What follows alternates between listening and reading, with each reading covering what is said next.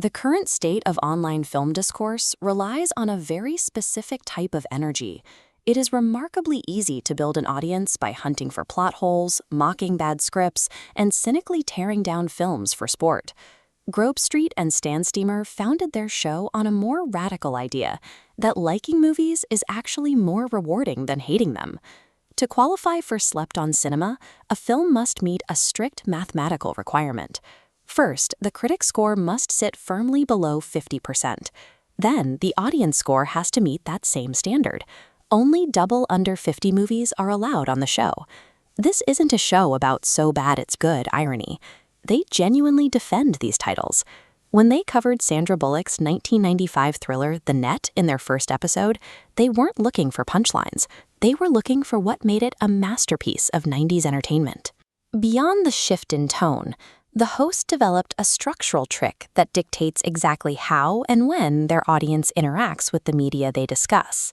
By splitting their episodes into a multi-day format, they've turned a standard movie review into an interactive, real-world hype engine.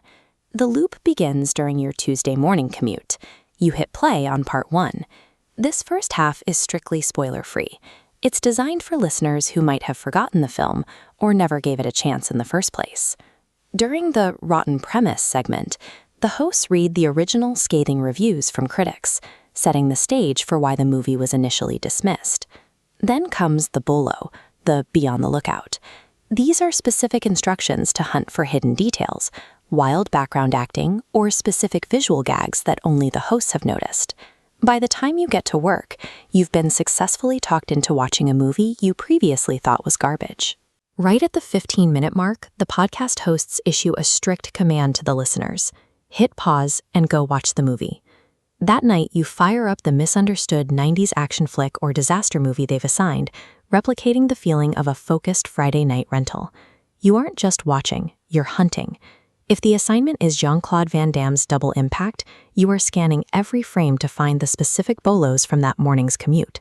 Adopting this lens of cinematic optimism changes the experience. You are looking for things to celebrate rather than things to pick apart. This interactive pause creates a direct link between the podcast audio and your television, turning your Tuesday night movie into a communal assignment. On Wednesday morning, you return to the commute and hit play on part 2. Now that you've done the homework, the spoiler warning is lifted for a full deep dive into the film's best moments. The hosts kick off the draft segment, competing to claim the most entertaining elements of the film. Look at this flowchart. They attempt to isolate a single variable, a different lead actor, or better release window, that would have fixed the movie's box office fate. They cap the episode pitching bizarre spin-off ideas and suggesting drink pairings matching the movie's energy. This final phase captures the exact feeling of dissecting a wildly entertaining movie with your friends the morning after you all watched it together.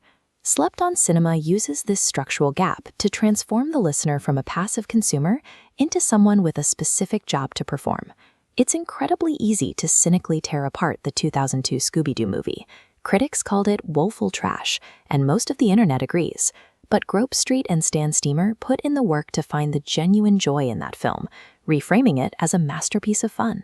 They've perfected a behavioral loop. Generate the hype, assign the movie, and follow up with a communal deep dive. So ditch the cynicism. Prepare a drink pairing, listen to part 1, and let the podcast get you pumped for your next movie night.